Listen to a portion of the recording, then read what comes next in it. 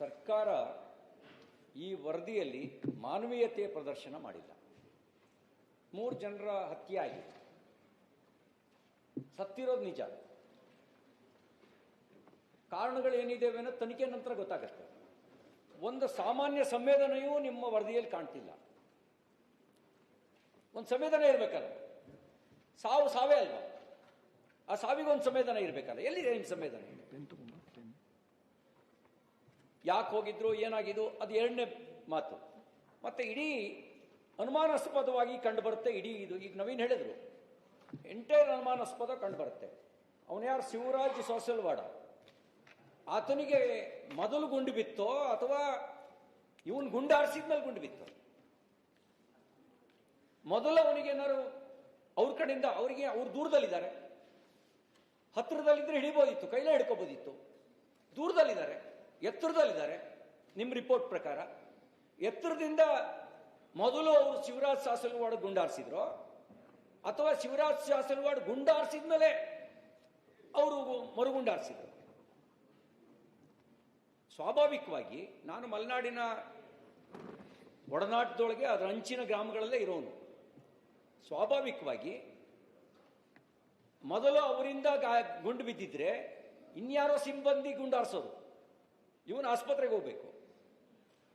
ನೀವೇ ಹೇಳ್ತೀರಿ ಸಣ್ಣ ಪುಟ್ಟ ಗಾಯ, ಆ ಗಾಯದ ಸ್ಪಷ್ಟತೆ ಇಲ್ಲ.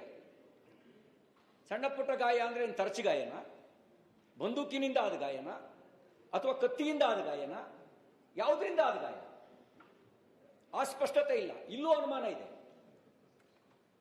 ನಾನು ಮತ್ತೆ ಸುತ್ತಿ ಬಳಸಿ ಹೇಳಕ್ ಹೋಗಲ್ಲ. ನೀವು ಮ್ಯಾಜಿಸ್ಟ್ರೇಟ್ ತನಿಖೆ ಬದಲಿಗೆ ನ್ಯಾಯಾಂಗ ತನಿಖೆ ಮಾಡಿಸಿ.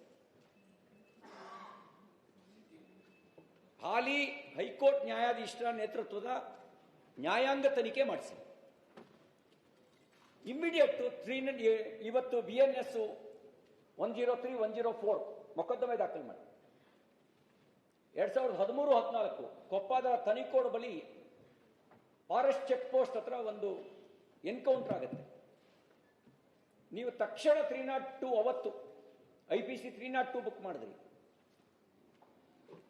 ಅಲ್ಲಿ ಒಂದು ನಿಮಿಷ ಸಚಿವರು ನಿದ್ದೆ ಮಾಡಿದ್ರು ಓಕೆ, ಗೊರೆ ಕೊಡಿಸಿದ್ದಾರೆ ಸಚಿವರು. ನಿದ್ದೆ ಓಕೆ, ಗೊರಕ್ಕೆ ಇಲ್ಲಿ ತನಕ ಕೇಳ್ತಾ ಉಂಟು. ಅಲ್ಲ ಏನೋ ಚಿಂತನೆ ಮಾಡ್ತಾರೆ, ನಿದ್ದೆ ಮಾಡ್ತಾ ಇಲ್ಲ, ಯೋಚನೆ ಅಲ್ಲ, ಕಣ್ಣು ಮುಚ್ಕೊಂಡು ಯೋಚನೆ ಮಾಡ್ತಾರೆ. ವಿಷಯ ಚರ್ಚೆ ಆಗ್ತಾ ಉಂಟು. ಇಲ್ಲ ಹಂಗೆಲ್ಲ ಯಾವತ್ತೂ ನಿದ್ದೆ ಮಾಡಲ್ಲ ಜಮೀರ್ ಅವರು. ಈಗ ಚಿಂತನೆ ಮಾಡ್ತಾರೆ, ಯೋಚನೆ ಮಾಡೋರು ಇಲ್ಲಿ ಬಂದ ಅವ್ರಿಗೆ ಚಿಂತನೆ ಮಾಡ್ತಾರೆ, ಯೋಚನೆ ಮಾಡ್ತಾರೆ. ಮಾನ್ಯ ಸಭಾಪತಿಗಳೇ, ಅವ್ರ ಮೇಲೆ BNS 103 ಬುಕ್ ಮಾಡಿ. ಯಾರ್ಯಾರು ಅಲ್ಲಿ ಕೋಂಬಿಂಗ್ ಕಾರ್ಯಾಚರಣೆಯಲ್ಲಿ ಭಾಗವಹಿಸಿದ್ರೆ ಅವರು ಬುಕ್ ಮಾಡಿ ಕೇಸ್ನ. ನ್ಯಾಯಾಂಗ ತನಿಖೆ ಅವ್ರ ನಿರಪರಾಧಿ ನಿರ್ದೋಷಿಗಳು ಅಂತ ಅದು ಪ್ರೂವ್ ಮಾಡಲಿ. ನೀವ್ಯಾಕೆ ಬುಕ್ ಮಾಡಿಲ್ಲ ಕೇಸ್ನ? ಒಂದೊಂದು ಕೇಸ್ನಲ್ಲಿ ಒಂದೊಂದು ರೀತಿ ಯಾಕೆ ತಗೋತೀರಿ? ನೀವು 2013-14 ಕಾಂಗ್ರೆಸ್ ಸರ್ಕಾರನೇ ಇತ್ತು. ನೀವಲ್ಲಿ ತನಿಖೋಟ್ನಲ್ಲಿ ಕೇಸ್ ಬುಕ್ ಮಾಡಿದ್ರಿ. ಅಲ್ಲಿ ಕೇಸ್ ಬುಕ್ ಮಾಡಿ ನವೀನ್ ನಾಯ್ಕನ ಜೈಲಿಗೆ ಕಳಿಸಿದ್ರಿ. ಅಲ್ಲಿ ಒಬ್ಬನ ಹತ್ಯೆ, ಅವನು ಮೋಸ್ಟ್ ವಾಂಟೆಡ್ ಕ್ರಿಮಿನಲ್. ಹಲವಾರು ಪೊಲೀಸ್ ಠಾಣೆಗಳಲ್ಲಿ ಮೊಕದ್ದಮೆ ದಾಖಲಾಗಿದ್ದ ವ್ಯಕ್ತಿ. ಇಲ್ಲಿ ಹೇಳಿದಿರಿ ಯಾವುದೇ ಮೊಕದ್ದಮೆ ಈ ಹತ್ಯೆ ಆದವರು ಒಬ್ಬರ ಮೇಲೂ ಇಲ್ಲ. ಅವನು ಯಾರೋ ಕುಟುಂಬಸ್ಥನ ಮೇಲೆ 2020 ಯಾವುದೋ ಒಂದು ಪ್ರಕರಣ ಇದೆ, ಇನ್ಯಾರೋ ಒಬ್ಬನ ಮೇಲೆ ಓಡೋದನ ಮೇಲೆ ಒಂದು ಪ್ರಕರಣ ಇದೆ. ಆದರೆ ಈ ಹತ್ಯೆಗೊಳಗಾದ 3 ಜನರ ಮೇಲೆ ಅರಣ್ಯ ಇಲಾಖೆ ಆಗಲಿ ಪೊಲೀಸ್ ಇಲಾಖೆ ಆಗಲಿ ಯಾವುದೇ ಮೊಕದ್ದಮೆಗಳನ್ನು ದಾಖಲಿಸಿಲ್ಲ. ಅಂದ್ರೆ ಅವ್ರು ಯಾರು ಹೆಬಿಚುಯಲ್ ಅಫೆಂಡರ್ಸ್ ಅಲ್ಲ, ಕ್ರಿಮಿನಲ್ಗಳಲ್ಲ. ಯಾವುದೇ ಕೇಸ್ ಆಗಿಲ್ಲ ಅಂದಾಗ ಹಾಗಿರ್ಬೇಕಾದ್ರೆ ಅಲ್ಲಿ ಮೋಸ್ಟ್ ವಾಂಟೆಡ್ ಕ್ರಿಮಿನಲ್ಸ್ ಹತ್ತಾಗ 302 ಕೇಸ್ ಬುಕ್ ಮಾಡಿದ್ರಿ. ಅವತ್ತಿನ IPC 302 ಇದರಲ್ಲಿ ಯಾಕೆ ಮೊಕದ್ದಮೆ ದಾಖಲಿಸಿಲ್ಲ? ಏನ್ ಮೇಲೆ ಯಾವ ಕೇಸು ಇಲ್ಲ, ಈಗಾಗಿದೆ. ಯಾವಾಗ ನೀವು ಹೇಳ್ತಾ ಇರೋದು? ನಾನು ನಿಮ್ಗೆ ಹೇಳ್ತಾ ಇರೋದು ಹತ್ಯೆ ಮಾಡಿದವ್ರ ಮೇಲೆ ಏನ್ ಕೇಸ್ ದಾಖಲು ಮಾಡಿದ್ರಿ. ನಾನು ಕೇಳ್ತಾ ಇರೋದು ಹತ್ಯೆ ಮಾಡಿರೋರ ಮೇಲೆ ಏನ್ ಕೇಸ್ ದಾಖಲು ಮಾಡಿದ್ರಿ? ಯಾಕೆ ಮಾಡಿಲ್ಲ? 3 ಜನ ಸತ್ತ ನಂತರನು ಯಾಕೆ ನೀವು ಮೊಕದ್ದಮೆ ದಾಖಲು ಮಾಡಿಲ್ಲ? ಈ ಗಳಿಗೆವರೆಗೂ ಯಾಕೆ ಮೊಕದ್ದಮೆ ದಾಖಲು ಮಾಡಿಲ್ಲ? ಈಗ ಹಂಗಿದ್ರೆ ನಿಮ್ ದೃಷ್ಟಿಯಲ್ಲಿ ಅವರು ಆತ್ಮರಕ್ಷಣೆಗಾಗಿ ಗುಂಡಾರಿಸಿದ್ರೆ, ಇವರೇ ಮೊದಲು ಬಂದೂಕಿನಿಂದ ಗುಂಡಾರಿಸಿದ್ರೆ ನಿಮ್ಮ ಸಿಬ್ಬಂದಿಗಳು 4-5 ಜನ ಸಾಯ್ಬೇಕಿತ್ತಲ್ಲ. ಯಾರು ಸತ್ತಿದ್ದಾರೆ? ಯಾರಿಗೆ ಸಿವಿಯರ್ ಇಂಜುರಿ ಆಗಿದೆ ಹೇಳಿ? ಬಂದೂಕಿನಿಂದ ಗಾಯ ಆಗಿರುವ ಒಬ್ಬ ಸಿಬ್ಬಂದಿ ಹೆಸರು ಹೇಳಿ ನೀವು. ನಿಮಗೆ ಒಬ್ಬ ಸಿಬ್ಬಂದಿ ಹೆಸರು ಹೇಳಿ ನೀವು ನೋಡಿ, ಗುಂಡು ಹಾರಿಸ್ಬೇಕು ಯಾವಾಗ, ಯಾವ ಸಿಚುಯೇಷನ್ ಅಲ್ಲಿ?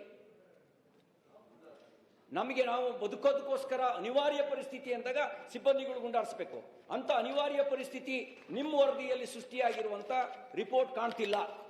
ಈ ವರದಿಯಲ್ಲಿ ಎಳ್ಳಷ್ಟು ಕೂಡ ನೀವು ಅನ್ವಿಸಿಬಲ್ ಎತ್ತರದಲ್ಲಿದ್ದಾರೆ, ನಿಮ್ಮವರಿಗೆ ಯಾರಿಗೂ ಕೂಡ ಗಂಭೀರ ಸ್ವರೂಪದ ಗಾಯ ಆಗಿಲ್ಲ, ಫಾರೆಸ್ಟ್ ಸಿಬ್ಬಂದಿಗಳಿಗೆ ಯಾರಿಗೂ ಗಂಭೀರ ಸ್ವರೂಪದ ಗಾಯ ಆಗಿಲ್ಲ. ಅವ್ರು ಎಷ್ಟು ಜನ ಇದ್ದಾರೆ ಗೊತ್ತಿಲ್ಲ, ಎಷ್ಟು ಜನ ಇದ್ದಾರೆ ಗೊತ್ತಿಲ್ಲ ಅಂತ ಆದ್ಮೇಲೂ ಕೂಡ ಕೇವಲ ಬೆಳಕನ್ನು ಆಧರಿಸಿ ಗುಂಡಾರಿಸ್ತೀರಿ ನಿಮ್ಮ ವರದಿ ಪ್ರಕಾರ. ಹೇಳಿ, ಬೆಳಕನ್ನು ಆಧರಿಸಿ ಗುಂಡಾರಿಸ್ತೀರಿ ಅಂದ್ರೆ ಇದನ್ನೆಲ್ಲ ನಿಮ್ಗೆ ನೋಡಿದಾಗ ಫ್ಯಾಬ್ರಿಕೇಟೆಡ್ ಅಂತ ಅನ್ಸಲ್ವಾ? ಅದಕ್ಕೆ ನಾನು ಆಗ್ರಹಿಸೋದಿಷ್ಟೇ, ಗೃಹ ಸಚಿವರು, ನೀವು ಇವ್ರ ಮೇಲೆ ಗೃಹ ಸಚಿವರು, ಸರ್ಕಾರ ಮೊದಲು 103, 104 BNS ಮೊಕದ್ದಮೆ ದಾಖಲು ಮಾಡಿಸಿ, ಸಂಬಂಧಪಟ್ಟವ್ರನ್ನ ಅರೆಸ್ಟ್ ಮಾಡಿ, ನಿಷ್ಪಕ್ಷಪಾತ ತನಿಖೆ, ನ್ಯಾಯಾಂಗ ತನಿಖೆ ನಡೆಸ್ಲಿ. ಮ್ಯಾಜಿಸ್ಟ್ರೇಟ್ ತನಿಖೆ ಅಲ್ಲ, ಫಾರೆಸ್ಟ್ ಡಿಪಾರ್ಟ್ಮೆಂಟ್ ತನಿಖೆ ಅಲ್ಲ, ಹಾಲಿ ಹೈಕೋರ್ಟ್ ನ್ಯಾಯಾಧೀಶರ ನೇತೃತ್ವದಲ್ಲಿ ನ್ಯಾಯಾಂಗ ತನಿಖೆ ನಡೆಸಲಿ. ನೋಡಿ, ಸೀಲು ತೆಗ್ದಿಲ್ರಿ, ಚಪ್ಪಲಿದು. ಕಾಡಿಗೆ ಹೋಗೋನು, ಶಿಕಾರಿಗೆ ಹೋಗೋನು ಹವಾಯಿ ಚಪ್ಪಲಿ ಹಾಕೊಂಡು ಮೊದಲು ಹೋಗಲ್ಲ, ಮತ್ತೆ ಉಪಯೋಗಿಸ್ತಾ ಇರೋ ಚಪ್ಪಲಿ. ಅವನು ಶಿಕಾರಿಗೆ ಹೋದ್ನ, ಶಾಪಿಂಗಿಗೆ ಹೋಗಿದ್ನ. ನೀವು ಸೀಸ್ ಮಾಡಿರುವಂತ ಚಪ್ಪಲಿ ಉಪಯೋಗಿಸೇ ಇಲ್ಲ, ಅದ್ರ ಮೇಲೆ ಸೀಲು ಹಾಕಿಲ್ಲ, ಕಾಲು ಊರಿಲ್ಲ,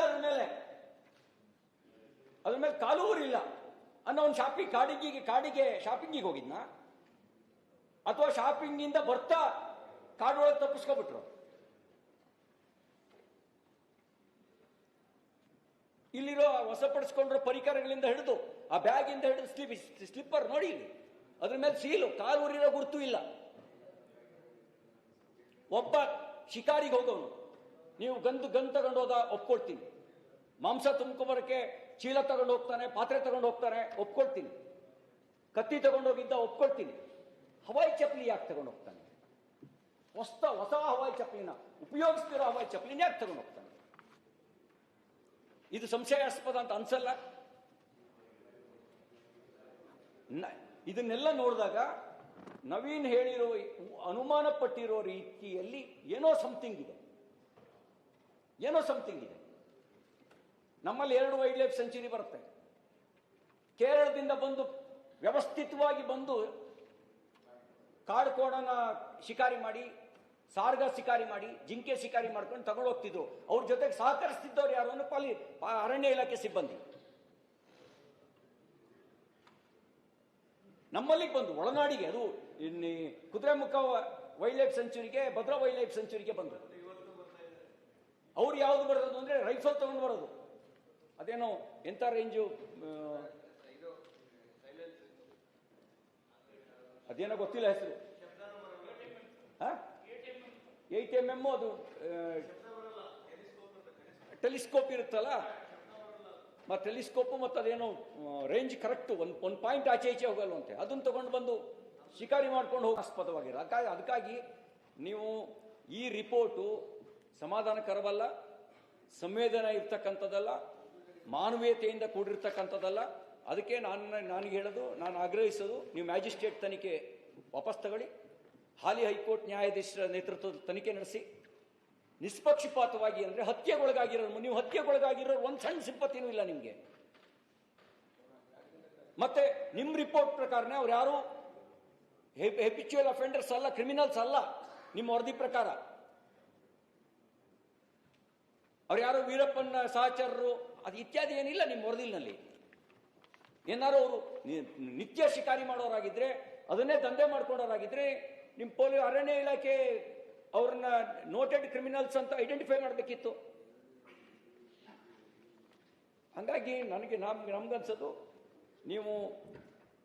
ನಾನು ಇದರಿಂದ ಮನೋಸ್ಥೈರ್ಯ ಕುಸಿಬಾರ್ದು, ಅರಣ್ಯ ಇಲಾಖೆ ಸಿಬ್ಬಂದಿಗಳದು ಅದು ಒಪ್ಕೊಳ್ತೀನಿ. ಸೆಲ್ಟ್ರು ತಗೋಬಾರ್ದು. ಈ ಕಾರಣಕ್ಕೆ ಸೆಂಟ್ರನ್ನು ತಗೋಬಾರ್ದು, ಯಾರನ್ನ ಬೇಕಾದ್ರೂ ಕೊಲ್ಲೋಕೆ ಸಿಗುವಂತ ಲೈಸೆನ್ಸ್ ಅಂತ ಭಾವಿಸಬಾರ್ದು. ನಾಳೆ ಮತ್ತೆ ಅರಣ್ಯನ ಬರೀ ಅರಣ್ಯ ಇಲಾಖೆ ಸಿಬ್ಬಂದಿಗಳಿಂದ ಕಾರಣದಿಂದ ಅರಣ್ಯ ಉಳಿದಿಲ್ಲ, ಜನರ ಸಹಭಾಗಿತ್ವದಲ್ಲಿ ಉಳಿದಿದೆ. ಅರಣ್ಯ ಇಲಾಖೆ ಅನ್ನುವಂತ ಒಂದು ವ್ಯವಸ್ಥೆನೇ ಇಲ್ಲದೆ ಇದ್ದಾಗಲೂ ಕೂಡ ಇದಕ್ಕಿಂತ ದಟ್ಟ ಅರಣ್ಯ ಇತ್ತು. ನಮ್ದು ಅಂತ ರಕ್ಷಣೆ ಮಾಡ್ಕೊಂಡು ಬಂದಿದ್ರು. ಈಗ ನಮ್ದು ಅನ್ನೋ ಭಾವನೆ ಹೋದ್ರೆ ಸಿಬ್ಬಂದಿಗಳಿಂದ ಉಳಿಸ್ಕೊಳಕ್ಕಾಗಲ್ಲ. ಅದರ ಹೆಸರಿನಲ್ಲಿ ಇನ್ನಷ್ಟು ಲೂಟಿ ಹೊಡಿಬೋದು ಅಷ್ಟೇ. ಅದಕ್ಕೆ ನನ್ನ ಆಗ್ರಹ ಇದೆ, ಸಂವೇದನೆ ತೋರಿಸಿ